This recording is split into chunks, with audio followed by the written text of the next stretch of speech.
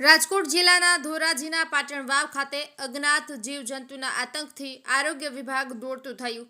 અજ્ઞાત ઝેરીલું જંતુ 5 વ્યક્તિને કરડ્યું હોવાનું ગામ લોકોનું કથન છે।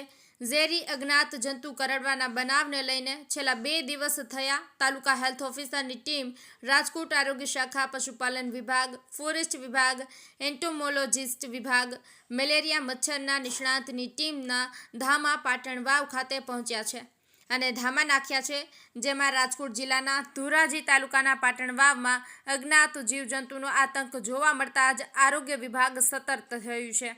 પાટણ વાવ ગામે અજ્ઞાત ઝેરીલું જંતુ 5 વ્યક્તિને કરડ્યું હોવાનું ગામ લોકોનું કથન છે। તેમજ છેલ્લા 6 મહિનામાં 5 વ્યક્તિને કરડ્યું ઝેરી તેમજ છેલ્લા અઠવાડિયામાં 2 વ્યક્તિને કરડ્યું છે। આ જંતુ, જેમાં ગામના જ એક પ્રૌઢને રાજકોટ સરકારી હોસ્પિટલ સર્જરી વિભાગમાં કેસ કલ્ચર માટે મોકલ્યા છે।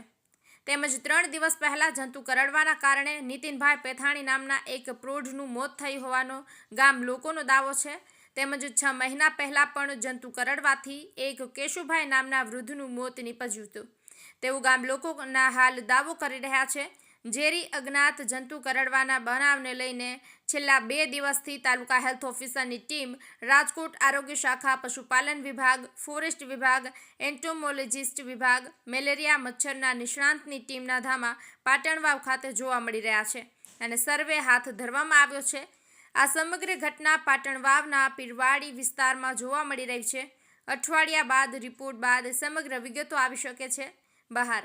છેલ્લા 8 મહિનામાં આ ગામમાંથી 5 જેટલા કેસો જોવા મળ્યા છે અને બેક્ટેરિયલ મામલે તપાસ હાલ આરોગ્ય વિભાગે હાથ ધરી છે। નયન રાવ રાણી, ઉપલેટા।